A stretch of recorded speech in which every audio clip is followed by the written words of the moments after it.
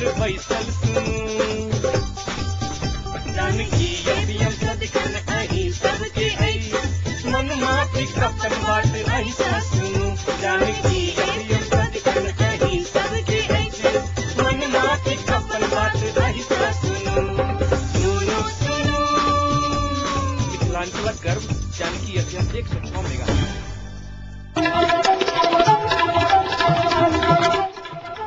नमस्कार, Janaki FM 106 megahertz Janaki समाचार में अपने के स्वागत है। अनिल सह सुनल जाओ समाचार।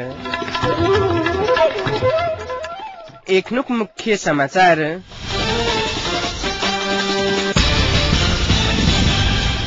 भारतीय अंडरवर्ल्ड के प्रमुख भारत नेपाली की गोलीदायक हत्या नेपाल पत्रकार महासंघ धनुषा शाखाक नवनिर्वाचित चनकले निर्वाचन भ रहल। राष्ट्रपति डाक्टर यादव आ प्रधानमंत्री खनाल बीच भेंटवार्ता।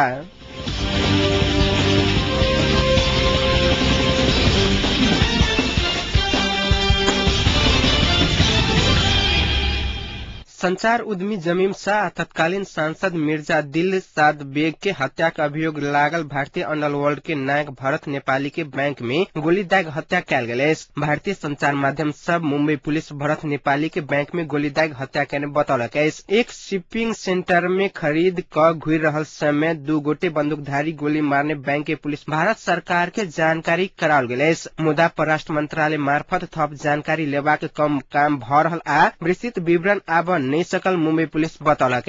शुरू में भारतीय अंडरवर्ल्ड समूह छोटा राजन के सदस्य रहल नेपाली के वास्तविक नाम भगवंत सिंह ऐस। सन 2005 में राजन समूह से अलग भ समानांतर समूह संचालन करित आयल नेपाली पिछला समय स्पेस टाइम नेटवर्क के संचालक जमीम शाह के काठमांडू में हत्या कैने छल। शाह के हत्या के बाद वो विभिन्न संचार माध्यम में फोन का हत्या के जिम्मेवारी लेने छल।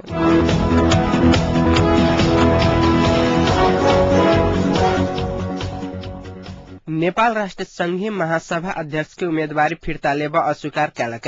उम्मीदवारी फिर्ता के लिए नेपाल की मनावल लेल काठमांडू आयल कतारक प्रधानमंत्री के विशेष दूत एवं उप विदेश मंत्री खालिद बिन मोहम्मद अल अत्तियाह संघ के भेंट में प्रधानमंत्री झलनाथ खनाल उम्मीदवारी फिर्ता लेबा अस्वीकार कैलने। राष्ट्र संघीय महासभा के अध्यक्ष में नेपाल आ कतार उम्मीदवारी के घोषणा कैने। प्रधानमंत्री निवास बालुवाटार में भेल भेंटघाट में प्रधानमंत्री आ खालिद राष्ट्र संघीय महासभा अध्यक्ष में अपन उम्मीदवार के सहयोग कर आग्रह करने प्रधानमंत्री विदेश मामला सलाहकार मिलन तुलाधर जानकारी दिलने। महासभा के अध्यक्ष में अपन उम्मीदवार के सहयोग कर प्रधानमंत्री या विशेष दूत एक दूसरे के आग्रह करने।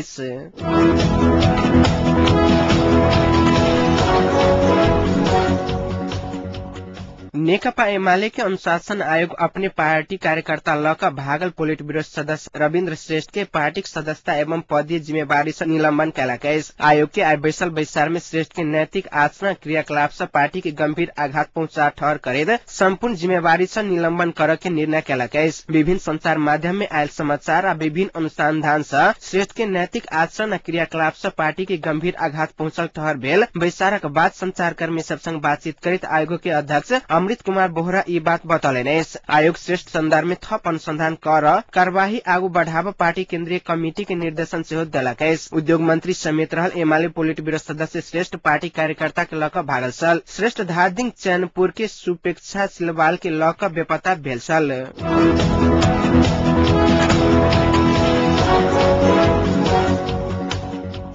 नेकपा एमाले महासचिव ईश्वर पोखरेल एकीकृत नेकपा माओवादी संघ भेल 7 बुंदे सहमति प्रति असंतुष्टि जनौलने। 7 बुंदे सहमति बृहत लोकतांत्रिक गठबंधन तोड़ने कहित ओ असंतुष्टि जनौलने। जने सभा से आय स्वदेश घुरल महासचिव पोखरेल त्रिभुवन अंतर्राष्ट्रीय विमानस्थल में पत्रकार सब संग बातचीत करैत 7 बुंदे सहमति परिमार्जन होबाक चाहे बतौलने। तैना पोखरेल कहलने जे 2 दल मात्रै शांति संविधान के पूर्णता देबा नहीं सकत, सब दल के मिलकर आगू बढ़बाक चाहे न कहब छलैन। पहिल अध्यक्ष झलनाथ खनाल पक्षक महासचिव पोखरेल पिछला समय कीर्ता परिवर्तन करैत ओली पक्ष में लागल एमाले भीतर चर्चा रहलैस।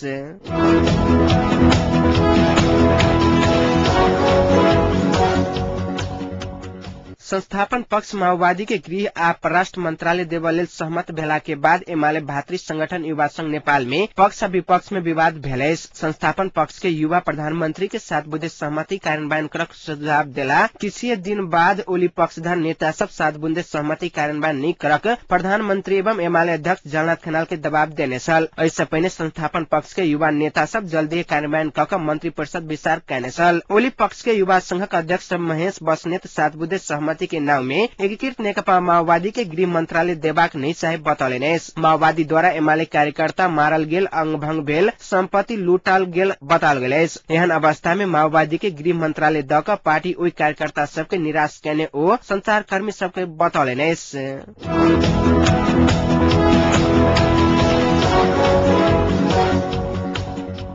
नेपाल पत्रकार महासंघ धनुषा शाखाक नव नेतृत्व चयन के लेल आइ मतदान भ रहल अछि। नवम अधिवेशन में निर्वाचन भ रहल अछि। जनकपुरक बार स्टेशन सभा हॉल में भ रहल महाधिवेशन में धनुषाक नव कार्य समिति चयन कयल जायत। महाधिवेशन में नेपाल पत्रकार महासंघ धनुषा शाखाक पूर्व अध्यक्ष अशोक रोनियार, ब्रिज कुमार शाह, जगदीश शाह सहितक वक्ता सब पत्रकार महासंघ के भवन निर्माण, पत्रकार के हक हित सहितक बात उठाउने छलैथ। आइ भ रहल महाधिवेशन में अध्यक्ष पदक लेल रामशिष यादव, शैलेन्द्र झा, श्री नारायण शाह, उपेन्द्र भगत, नागवंशी आ अर्जुन छेत्री प्रतिस्पर्धा में छै त उपाध्यक्ष के लेल राम नारायण कापरी, संतोष सिंह कुशवाहा, अनिल कुमार मिश्र, पवन कुमार शाह, ईश्वर चंद्र झा, वीरेन्द्र कुमार रमन, आतिश कुमार, अजय कुमार शाह, सुरेश यादव प्रतिस्पर्धा में छै। तहिना कोषाध्यक्ष में धैर्यकान्त दत्त, लक्ष्मण यादव, रोशन झा आ ललन शाह रहल छथि।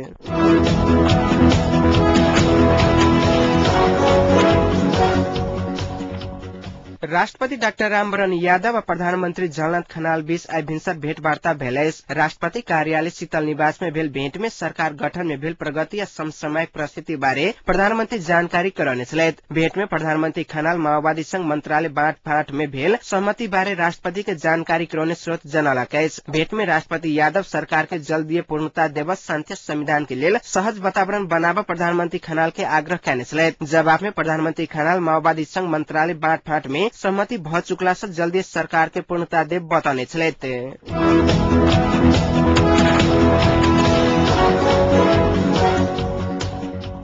मधेसी जन अधिकार फोरमक अध्यक्ष उपेन्द्र यादव अपन पार्टी सरकार में सहभागी होबाक संभावना न्यून रहल बतौलेने। मधेसक मुद्दा संबोधन कर दिस सरकार कोनो ध्यान नहीं देला से सरकार में सहभागी होबाक संभावना क्षीण बनित गेल हुनक कहब छलैन। सिंहदरबार में आई पत्रकार सब संग बातचीत करित अध्यक्ष यादव मधेसक मुद्दा कार्यान्वयन कर लेल अपन पार्टी मांग पर प्रधानमंत्री कोनो संबोधन नहीं करने बतौलेने। स्रोतक अनुसार फोरम सम्मानजनक उपस्थिति के लिए 4टा मंत्रालय दावा केला के बाद प्रधानमंत्री 3टा मात्र देव कहला के बाद फोरम बार्गेनिंग कैने बताल गेल अछि। मुदा अध्यक्ष यादव मधेसक मुद्दा अपना सभक लेल महत्वपूर्ण भेला से मंत्रालय में बात न गण्य रहल बतौलेने अछि।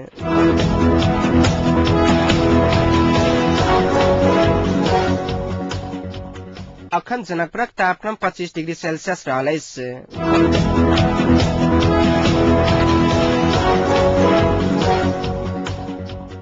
समाचारक अंत में पुनः एक बेर मुख्य समाचार।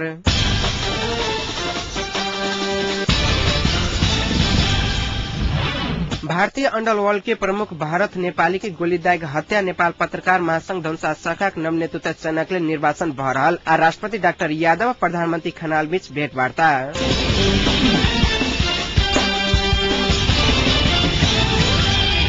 एकनुक जानकी समाचार एतै सम्पन्न होइते पुनः जानकी समाचार ला उपस्थित है। नमस्कार।